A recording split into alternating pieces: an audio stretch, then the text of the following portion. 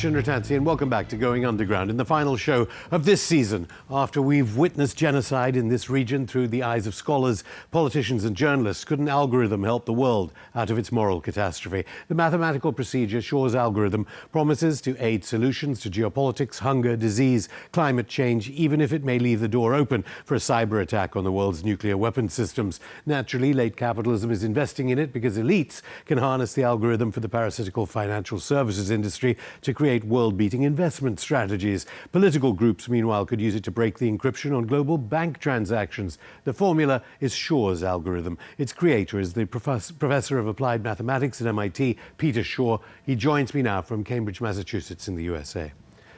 Professor Shor, thanks so much for coming on. Alarming that the entire financial system, relying on electronic bank payment transactions, nuclear codes, CIA file encryption, missiles. It might be good, though, for medicine and cures for pandemics and diseases.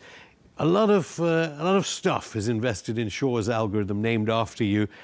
At its simplest, what is Shor's algorithm?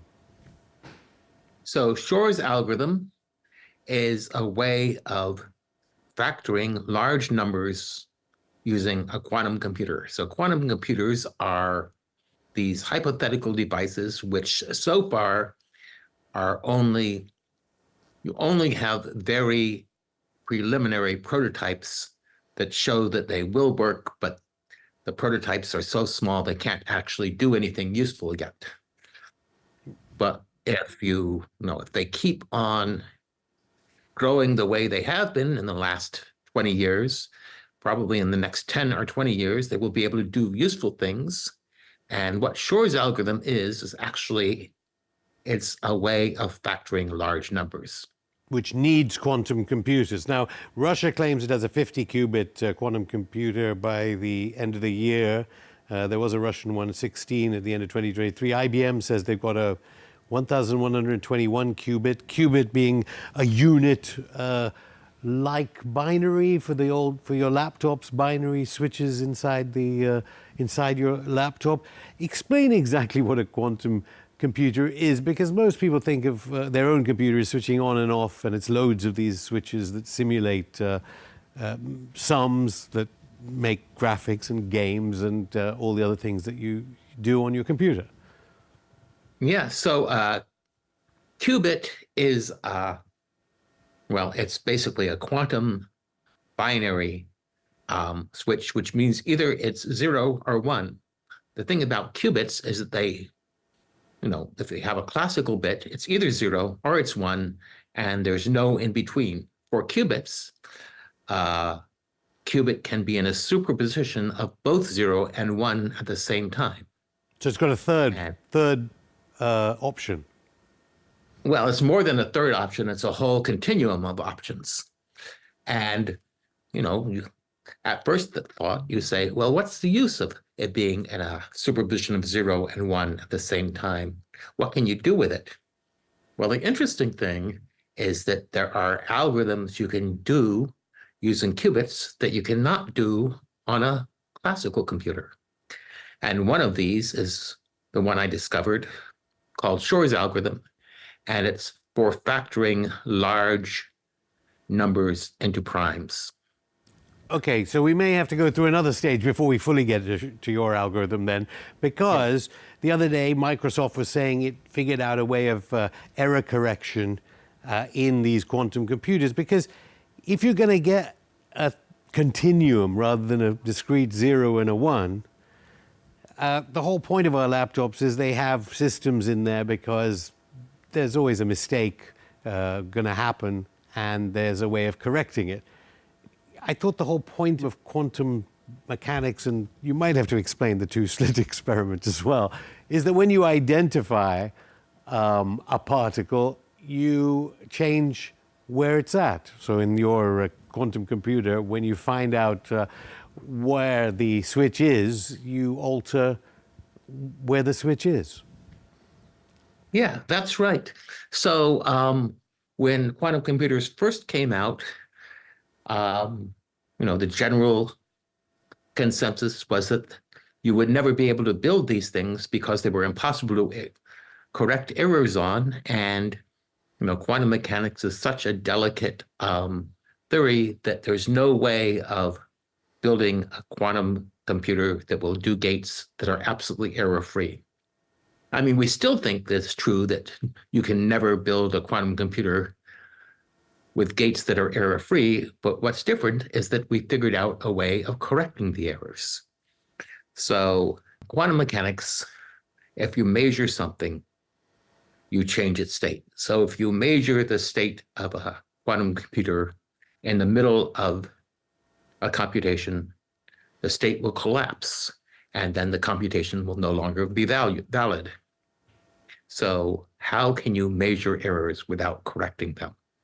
And if you don't measure errors, how can you possibly know whether you have an error and correct it? So the solution to this was to come up with a way of encoding the state of a quantum computer so that you can measure the error without measuring the state that the computer is actually in. And then once you've done that, you know what the error is. You haven't disturbed the computation because you didn't measure the state of the computation, you just measured the state of the error. So now you can correct the error and continue on with the computation. But isn't the error related to where the state is? Well, not if you do it right. If you do it right, there's a state of a computation which is protected by the quantum error correcting code. And there are the errors which apply to the qubits, but do not change the state of the quantum computer. Now, if you have a big enough error, so suppose you have an error correcting code, you can have an error correcting codes that allow you to correct, say, 5 errors at once. But if you have one of these and you get 7 errors, then that is going to change the state of your quantum computer. But if you have a 5 error correcting code and you only get 5 errors, then you're fine. You correct the errors and keep on with the computation. Okay, well, back to the algorithm then. We're not advising people who have access to nuclear weapon systems to investigate Shor's algorithm with respect to them. But at the moment, with normal computers, you can't break into the CIA or whatever because of cryptography. Why? What are the reasons why you can't break into a code, say, that Edward Snowden released to the world, that we were all being bugged or whatever? He had access to the documents. To break into those documents, you'd have to require the length of the life of the universe or something to be able to break into it. Why is that cryptography so strong, but why is it so weak in the face of your algorithm? So I guess before around 1975 or so, if you wanted to protect a secret and you wanted to communicate by secret code to somebody else, you needed to have gotten together with the other person and exchanged a secret key. And if you both have the secret key, then one person can encode the message using the secret key and the other person can decode it. It's what WhatsApp and Telegram and Facebook Messenger and all these social media apps use today, isn't it, I think? Yeah, but it's really cumbersome and awkward and expensive to exchange secret keys with everyone you're communicating with. So 3 people, I guess Rivest, Shamir, and Edelman, figured out how to exchange messages without using secret keys that both people know.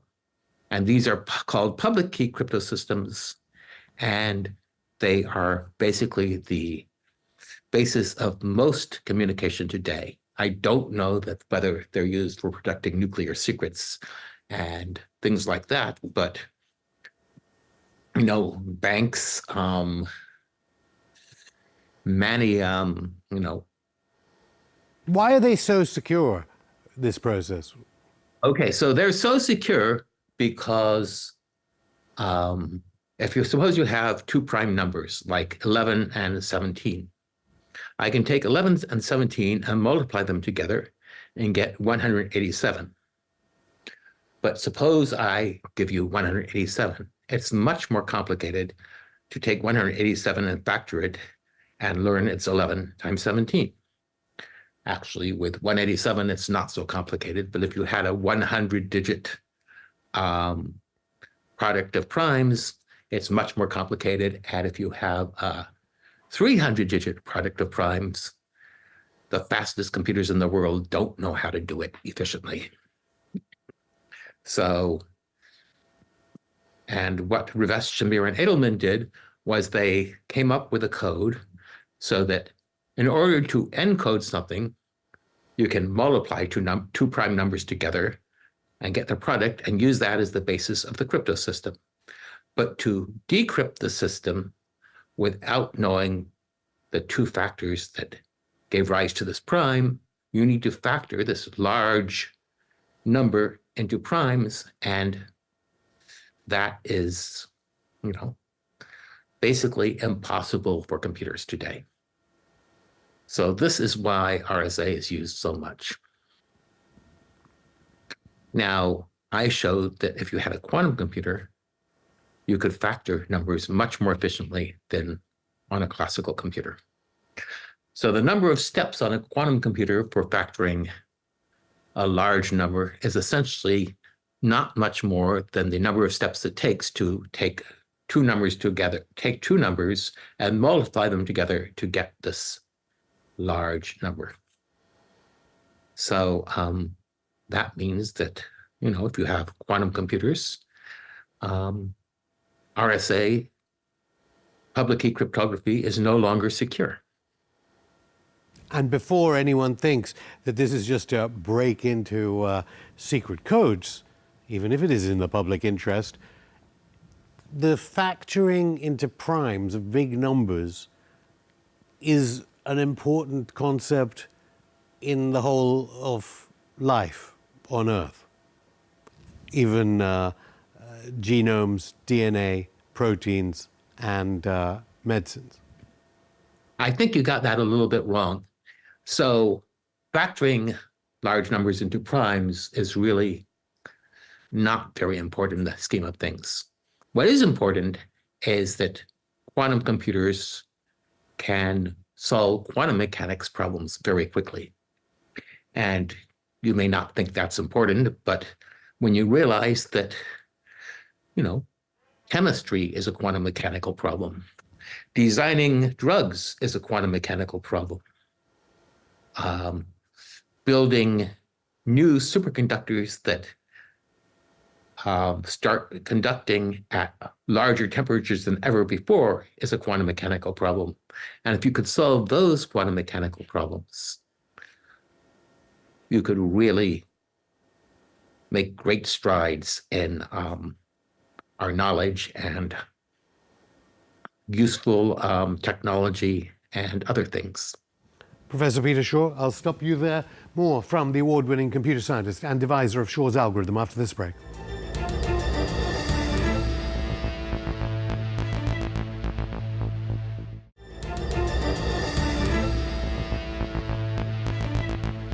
Welcome back to Going Underground. I'm still here with the award-winning computer scientist and deviser of Shor's algorithm, Professor Peter Shor. Professor Shor, we were talking about, or you were correcting me, about the fact that it's quantum mechanics, not so much Shor's algorithm and the factoring of primes that could solve so many problems in healthcare and who knows what else. Funding on basic science in your country, the United States, is at the lowest for 2 decades. Presumably in favor of weapons funding or something. Is that because policymakers don't understand the potential of quantum mechanics? They don't understand what possibilities quantum mechanics offers, or they're trying to cover it up? No, I'm sure they're not trying to cover it up. Is it very expensive to research? Actually, quantum computing has a ton of money for it right now. And that, of course, is presumably because it's useful for quantum mechanics. It's also useful for cryptography. What doesn't have a lot of money is the more basic science. So I think they think of quantum computing as applied science, which is actually, it's still pretty far from applied, but it gets classified that way by the policymakers. So if you're trying to, I don't know, understand the biological pathways and molecules, that might be harder to get funding for. And of course, that is something that could profoundly affect medicine. So yeah, the policymakers are putting more money into more applied science and less money into the very basic science, which may lead to a deficit of knowledge about basic science, which could be very, and this knowledge could really be useful many years in the future. Yeah, billions of dollars going into that end of it, not at the beginning end. Just try and explain to the layman like myself why or how one would write a program for a quantum computer, because there are probably coders out there thinking of how you write a little piece of code for a laptop. How do you write the most basic computer program harnessing quantum mechanics in a quantum computer? Well, it's not so horribly different from writing programs for laptops. So what a quantum computer does is it applies quantum gates, which are really, I guess, control pulses. If this, then that. Yeah, things like that. So to qubits, and the basic, and the basic control pulses are like, I guess, control not gates, which say, if this is a 1, negate this other bit qubit, and if this is a 0, leave it alone. And things like rotate this qubit by 90 degrees in some basis, and you can rotate things by 90 degrees because qubits are continuous, so they don't just have 2 options. Rotating it by 180 degrees would be negating it. So rotating it by 90 degrees is the square root of negating it, which is something that doesn't exist on classical computers. So what you need to do is you need to come up with a way of giving these elementary commands that make the computer do what you want to do. And, just like classical computers, you have programming languages which take the sequence of steps that you want the quantum computer to actually do and break them up into elementary gates. And I guess the difference is that there are some constructs in quantum computing which don't exist in classical computing. You make it sound so simple. Why is it so difficult to construct even a simple quantum computer then?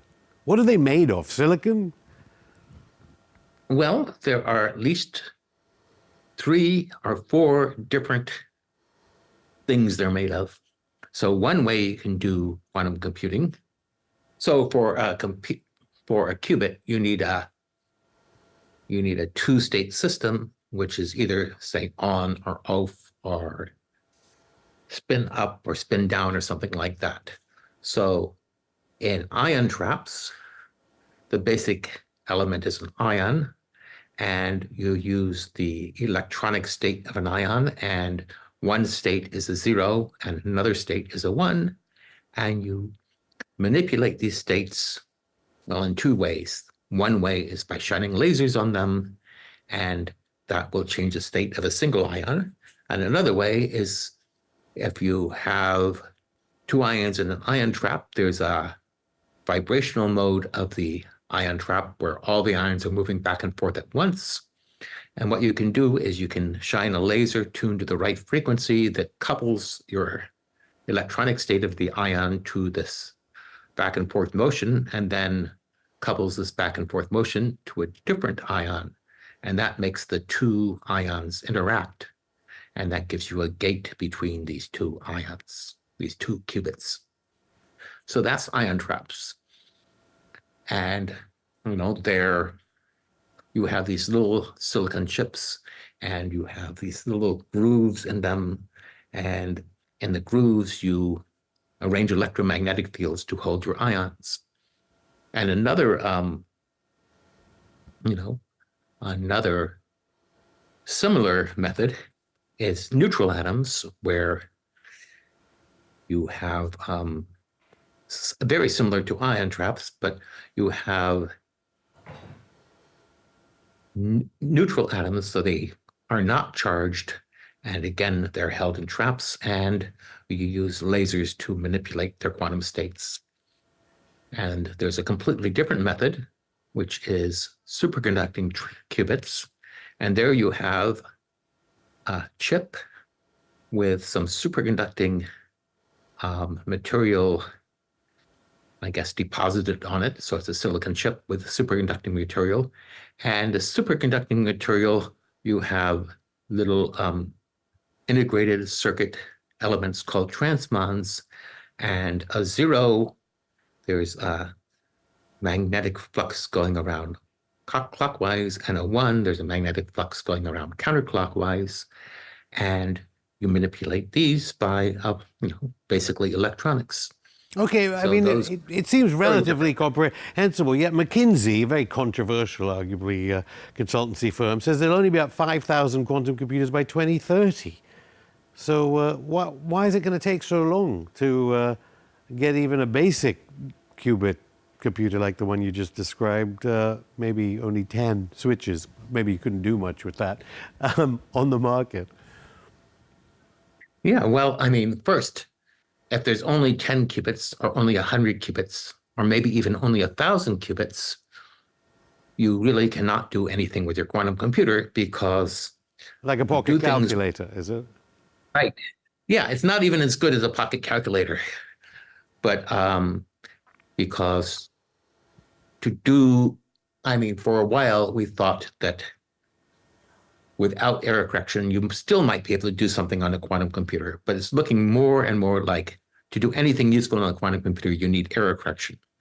And to do error correction on the quantum computer, you need to build, error correcting codes and find fault-tolerant operations on them. And the best ones we know about use something like 100 physical qubits for each logical qubit.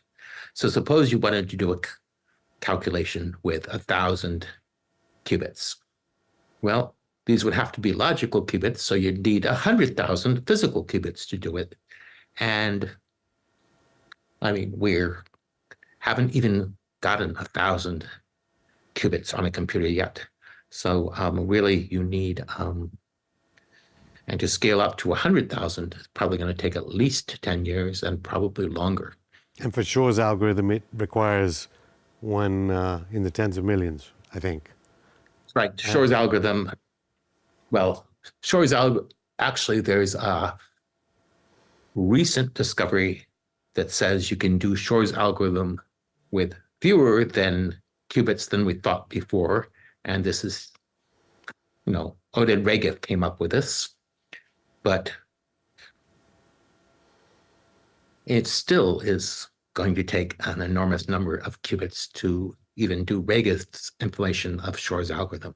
And as you know, obviously the biggest R&D spender is the Pentagon over there, and military. MIT, famously, Noam Chomsky's work there was funded by the military, ironically.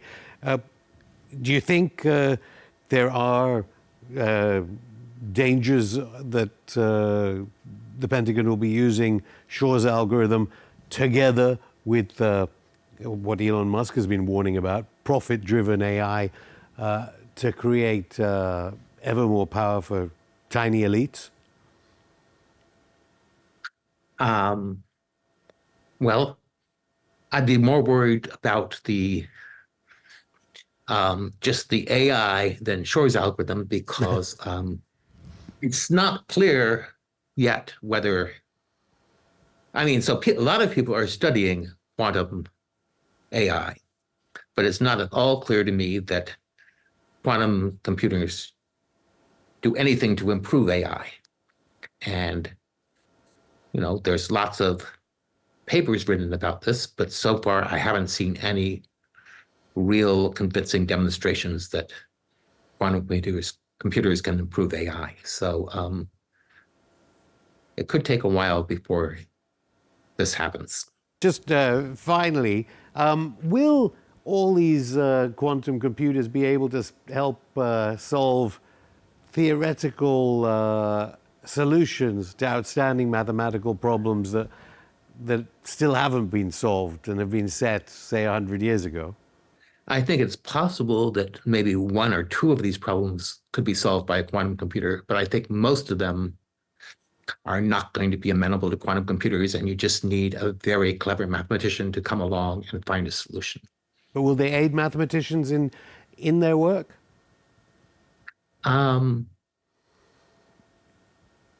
So the secret, or rather, a little known secret about quantum computers is that for most problems, quantum computers are absolutely no help at all.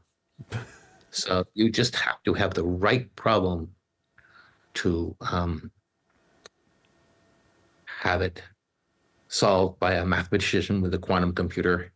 And probably one of these outstanding open problems will be solved this way, but most of them won't.